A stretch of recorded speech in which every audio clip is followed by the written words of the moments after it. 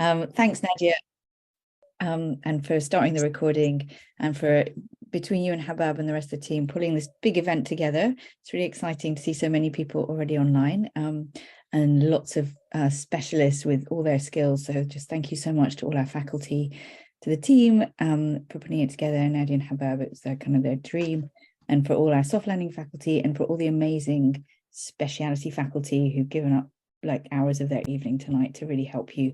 I hope that helps you to feel supported already, that people are here for you and they want you to succeed. So I just would like to go ahead and introduce Tessa Davis. So she's a pediatric emergency medicine consultant. Many of you will know her through her Don't Forget the Bubbles, which is the kind of leader. So it's based on the principle of free open access medical education, which really is a big inspiration to all of us, that we want to offer what we do to help people and to allow people to improve, and a lot of it, most of it is done freely and voluntarily, because of for a love of education, and really Don't Forget the Bubbles is now one of the leaders in making meaning in pediatrics and online pediatric information and education. And we were very honored that the Don't Forget the Bubbles team offered to support soft landing early on, and have continued to kind of offer us moral support and a bit of mentoring. So I'm really excited to introduce Tessa. Me and Nadia are lucky enough to work with her at the moment in London, and you can't help but be inspired by her. And you know, you're always, she's just educating all the time. So even just, you know, she can't be around without sort of like teaching you something, or you learn something, and always in a really calm and really compassionate manner. So it's great to get to hear her tips. These are things she's thought about a lot, and she's also running courses now to help support people with their interview practice and their presentation styles. So I'd like to hand over to Tessa now, to Dr. Davis. Tessa said she'll be just 5 minutes. Apologies for that. No problem.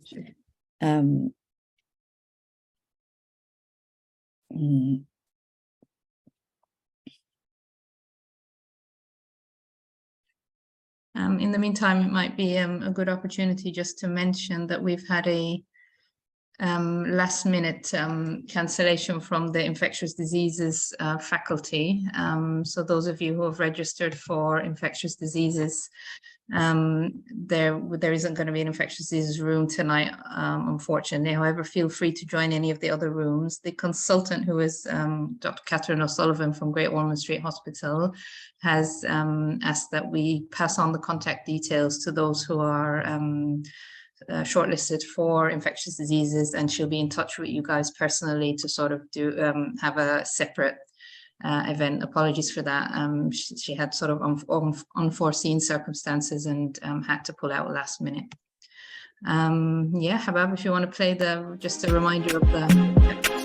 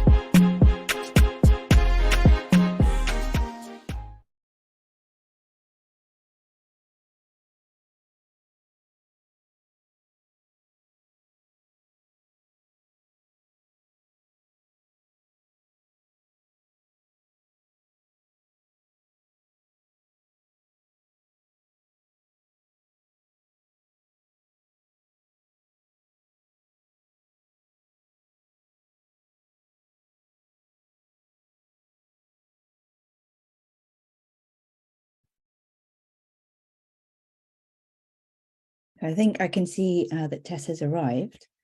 If you're there, Tessa, if you could put on your mic and your camera. I'm here. Ah, amazing, brilliant. I've introduced you and said how much we're inspired and, you know, really honoured to work with you and to have you here tonight for your time.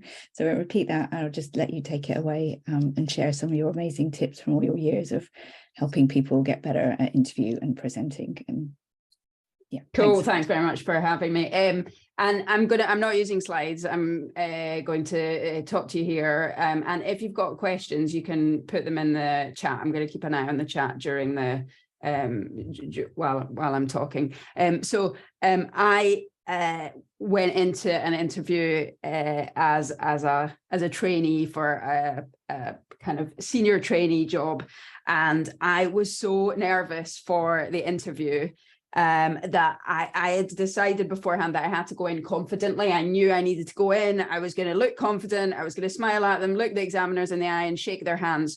You don't have to do that anymore because it's online. But I was so determined to shake their hands that I walked into the room so confidently. I reached over and it was like a double table between me and the interview panel. The woman who was chairing stood up and I reached forward to shake her hands. And I was so stressed. I shook her hand so confidently that I actually pulled her over and she ended up face planting on the table in front of me at the very beginning of my interview. And it was horrible. And I was extremely stressed and could not shake off that feeling for the whole interview. So I fully know what it feels like to be very stressed for interviews. And what I want for you guys is to go in, not like me, not like I went into that interview, but to go in feeling like you know that you've got a plan, you know what's going to happen, you know you've got a structure, and you know what to expect. And also importantly, that you know what to do when the unexpected happens, because sometimes something happens that you are not expecting and you like pulling over the chairperson of the panel and making them face plant on the table, and you need to not let that derail you. You need to be able to stay on track. And so I've got 10 to 15 minutes today. So I'm going to give you a few key things that I think will help you get from being kind of a bit nervous and a bit more uncertain to being confident. And the three key things that I'm going to take you through is to know what it is that's likely to come up. So to be as prepared as you can. The second thing is to have a plan for every question, for structure and timing, so that you can apply that to every question.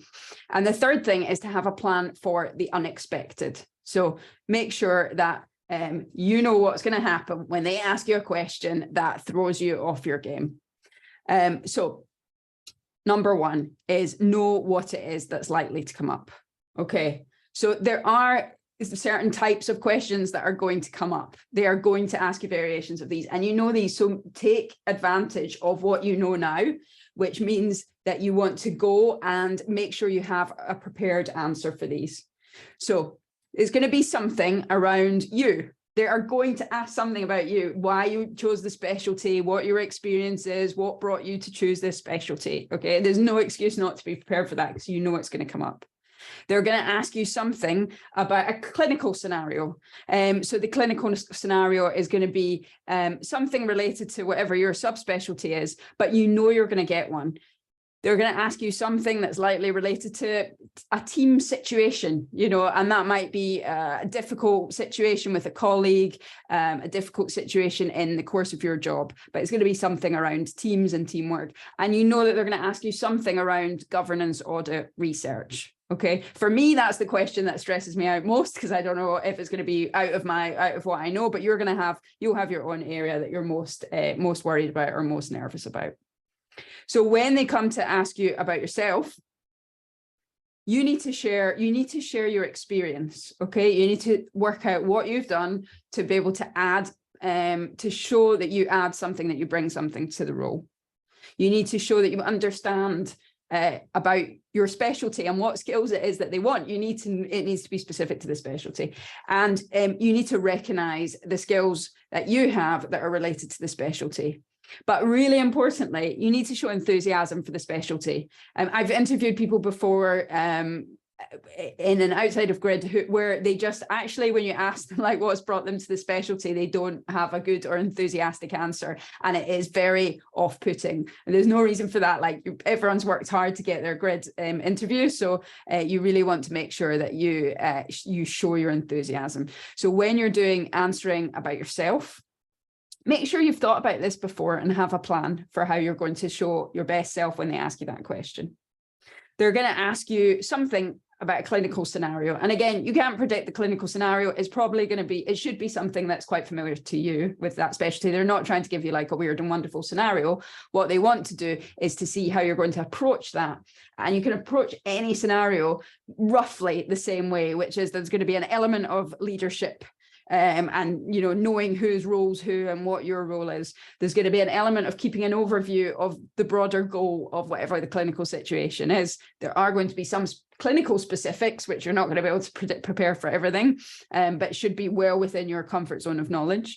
There's going to be a thinking around safety of the patient and thinking about your team. And there's also going to be knowing when to ask for help. And that's really important, is knowing who is around you to be able to ask for help. And that might be someone senior, but it might also be just other teams that are relevant. So if you're in PEM and you've got a really sick kid, you might want to speak to PICU. So it's all of these are going to apply to basically any clinical scenario. So take the time to go through these yourself in advance and know, okay, these are the broad things. And then whatever the question, keep those in your mind. And also, because it's online, you could have written these down anyway and have them pinned up. So it's very helpful to be able to have some kind of aids. Then you're going to get a question that's something about teams. And again, there's some broad areas that you're going to cover. There's going to be positive factors that affect teams. There's going to be adverse factors that affect teams. You're going to be recognizing the role of others. And you want to show that it's not just about you. The whole point of the team is recognizing the contribution of everyone. And always with all of these things, you're going to want to keep the patient in mind. So that's really important. And then the final one is this kind of governance, audit, research is probably going to vary depending on how research heavy your specialty is or what you're expected to have. I do think it's difficult to prepare everything for this, but there are some things that you can do to help yourself. Okay, you know the procedures in your hospital for when something goes wrong, for SIs, for open disclosure. But also one thing that will be really useful is to think about actual flow issues. So issues around what key metrics are in your subspecialty. So what are the key KPIs? And also I probably, if research is likely to come up, which it could do, have an idea of a research paper in mind that you have read, have an idea of one that you've been involved with that you can talk about. So you cannot predict all the questions, of course, but you can predict broadly what they're going to cover. And within that, there's certain elements that are very predictable too. So what you need to do is to make sure that the things that are within your control to prepare for, you prepare for them. So actually jot them down and make sure that you have thought through a plan to address them. And then when you're confident with your plan, so you know I'm going to cover these 4 areas, then you can relax and start to think about, okay, what's the nuance of this particular question? So that is knowing what is likely to come up. But what I would like to say is what's really important is to use examples. So you've got to use examples when you actually to evidence your answers. So these need to be examples that are appropriate, that involve you, examples where you actually have had a role and have taken some kind of relevant active role in it. So it can't just be something that's happened to someone else or that you've seen. And it should be examples that obviously you want to choose examples that show you in a positive light, but that are relevant to the question. So have some examples in mind. Think about some key difficult situations, some key clinical situations that you've been involved with, and use the time you've got between now and your interview to actually plan and write them down and think about how you would convey them. Because examples really help relate, connect you. So it's one thing saying these are the principles, but actually you want to show how you've been involved and what your responsibility has been in a situation. So when they ask, I'll just answer this question just before we go on to the next bit. It's when they ask you why you want to do a specialty, how can we include an example? Okay, so the answer to this is that you don't have to give an example with every single thing that you say, but likely when you're talking about why you want to do the specialty, you probably are going to give an example. And in most cases, an example, it doesn't mean there was a time when I saw a patient X. It means telling something about yourself to connect yourself rather than just listing a load of facts. So you might say, I don't know, so my specialty is PEM. So, you know, I love the challenge of being able to work under pressure, run a trauma call with a massive team. For example, last week we had a trauma call in, and you're not going to go into detail here because you've only got so much time, where I was able to take a leadership role, manage a multidisciplinary team, and we had a successful outcome for the patient. And that is, you know, it's really what gets me fired up about pediatric emergency medicine. So that's just off the cuff, but it's showing enthusiasm, it's showing connection because you're learning something about me, and it's showing that I have thought about what is necessary for a good PEM clinician. So that's what you're trying to do. So someone said, Noah, I understand the interview is about 20 minutes. Okay, so we're going to go on to timing. Noah and Sharmila. Yes, Noah, I'll answer your question. Timing and structure are really important because actually you have all this stuff you want to say, you have to get it in time. And actually, mostly from my experience, that people tend to run short, not long. The answer, yeah, you've got 20 minutes. You've got 4 questions. So you're going to be aiming for about 4 minutes a question.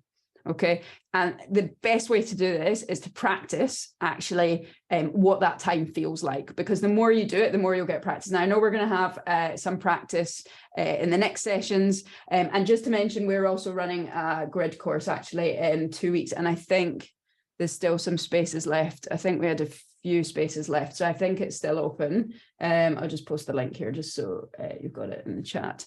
That will just give you more practice and go into this in a bit more detail. You've got 4 minutes per question, and what you want to do is have a structure, because I think the most common place where people go wrong is basically rambling, not having a structure, not taking the time to plan a structure. So what you want to do, the ideal structure is going to be you tell them what you're going to tell them, you have 3 points, and then you summarize and tell them what you've told them. And it is honestly as simple as that. It doesn't have to be 3 points, but it's just as a rough idea. And mostly you'll find in these kinds of questions, you can break it down into key areas. I'm going to talk about the patient safety, then I'm going to talk about the team safety, then I'm going to talk about the clinical outcome, for example. And then you go through each of these.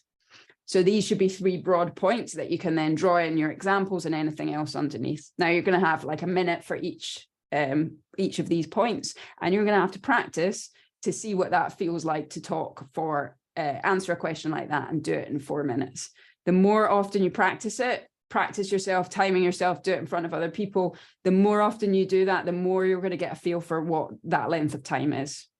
Commonly what happens is people worry, they blurt something out straight away, they run very short, and then it's over. And where you run too short, you're not going to have made the most of answering all the questions, answering all the points that they were looking for. So my key piece of advice here would be to pause, to not be afraid of pausing. When someone asks you a question, you don't have to literally answer it that second. So often once you start answering, your mind's racing away, you've lost your train of thought, you're trying to think on the next point, you're not concentrating on this point, and that's where you end up thinking, I'm a rambling here, and by then it's over. So what I would urge you to do is practice, and I hope you'll do this in the practice sessions that we have now, is just pause, listen to the question. You don't need to say that's a great question. You don't need to fill it with ums or ahs. Just pause. And use that time to think, okay, how am I going to answer this? What are the 3 key points I could have? And you can write them down, you can write them down in front of you. So these are the 3 broad areas, and that's what I'm going to do. If you take 10 seconds, 15 seconds to pause, it might feel like an absolute age, but I promise you it's fine, because the panel, they want to hear a coherent answer, and they're much happier to wait. They're not going to care if you have 15 seconds of silence and then do an absolutely killer structured answer versus just launching right in because you're afraid of silence and it being kind of garbled. So my key piece of advice is to get comfortable with just just waiting, just complete silence, and then answering it. So Tammy, now how long is the interview? How many questions are asked? I think I would get, I don't know if Nadia have more, or Habib have more information about, this, but it should be 20 minutes with 4 questions. You might get a bit of, they usually allow a bit longer for each candidate, but it's going to be roughly within 20 minutes. So aim for 4 minutes for your question. Spandana, am I correct in thinking they don't prompt you in your answer? Do you have any tips on keeping your energy levels up and not sounding like you're rambling? So hopefully the structure will help you not sound like you're rambling. If you have 3 points, you know that you're walking through these 3 points. You know what your timing is going to be, because you practice your timing, and you'll know when you're coming to the end. So that will stop you rambling. And also it's quite short, so hopefully your energy levels won't be a problem. Will they prompt you? You have to assume they're not going to prompt you. They shouldn't really. Everyone should be having the same questions. That's what the standard of an interview is. So you shouldn't be prompted. I'm not saying someone's not going to take pity on you and maybe say, have you thought about it? Could happen, but definitely don't rely on that happening. So assume you're being asked the question, you have your time to answer it, you answer it, and then that's it. Then you move on. Cool. And what have we got? Yes, 4 questions, finished. What's the difference between an interview for ST1? I'm going to leave that to be answered by Nadia, I think, if you know the answer. Yes, she's nodding and she's typing, so I'll leave that to you. So your interview might finish earlier. So Nadia, your interview finished earlier. So that was good. So potentially, if you finish very early, you are at risk of not getting your answers in time. Not getting enough of your answers in because you've cut the time, and so you do have the potential to score less. Obviously that worked out well, so that's fine, but aim for the 4 minutes, because it's there because they want to hear a certain amount of information for you. So if you run too short, you're more likely just not to score the points. Scoring criteria is going to be to how much you fulfill the criteria that they've got guidance to mark that particular question. So it's going to depend on the question. So the final things, I know we're getting to the end of my 15 minutes, is, and Nadia, you've turned your camera on as well, so I don't know if that's to move me along, but I will what I would do is to have a plan for what happens when the unexpected happens. Okay, it's going to happen. They're going to ask a question and you're going to be like, didn't prep for this, don't know what it is, this is the end of the world, everything's over now. You need to have a plan for when that happens, because honestly, it happens to people all the time. It's okay. You can rein it in, you can pull it back. So get yourself sorted with a plan for what you're going to do when that happens. The key thing is project calm. Okay, just because you're feeling super stressed, particularly as it's online, they're not going to know how stressed you are. Okay, you are not going as bright red as you think you are. They cannot see the beads of sweat. They can't see your heart racing. So project calm. Okay, embrace silence. Now, I mentioned that before. It's very important in any situation where you're feeling a little worried. You don't have to launch in. Take a breath, pause, take a breath, and that silence is okay. That silence is better than blurting out, this is terrible, I don't know what I'm doing, this is a car crash, all of which I've seen people say in interviews. You don't need to say that. There's no reason to. Embrace silence and use the silence to try and think, okay, I don't know exactly what they're saying, but what principles can I apply? Because we talked at the beginning about how, it's going to be a clinical question. So broadly, it's going to be something about roles, something about leadership. Think about what you can contribute, because you can still score some points. But importantly, if you have a question that you don't know the answer to, you do not know how anyone else has performed in their interview. You don't know how they're going to score you. You don't know who else is there. Move on. Okay. Don't dwell on it. There is nothing worse than being thrown by the first question and then spending all the rest of your time thinking, man, I really messed up that first question. So you need to find a way to pause, to kind of reset yourself and move on and just draw a line under it. So what I've done is talked you through how to have a clear plan as to what's likely to come up and how to answer them, how to have a plan for structure and timing, and how to plan for the unexpected. If you can action all of these things in the next couple of weeks, it will be clear that you go in feeling confident and prepared. In the job, when I told you at the beginning about me pulling over the panelist at the start of my interview, it was horrible. It was horrible, but I did still get offered a job in the end. Now, if I can actually almost physically assault an interview panelist and still get a job at the end, I promise you that no matter how much you think you messed up one question or you didn't answer one correctly, you can still pull it back. Okay, so it's just about having a plan, having confidence, and making sure that you spend a lot of time practicing. So with that, as we've got to past, I will hand back to Nadia or Nadia.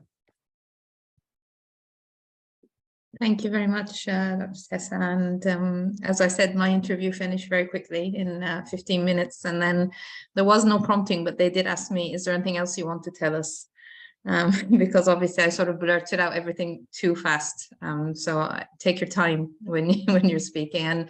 And in that little, do you want to say anything? I did add a few things, and I noticed one of the assessors was writing. So they sort of gave me a little bit of what you could say a second chance, because otherwise I would have said no and bye-bye, and that was it. So make sure you take your time when you're speaking. When I get nervous, I speak very fast, and my tone of voice goes very low, and I kind of finish off what I'm saying really quickly. So that's why it finished very early, but thankfully it worked out all right. All right, thank you very much. We should be moving to the breakout rooms now. We thought we'd make most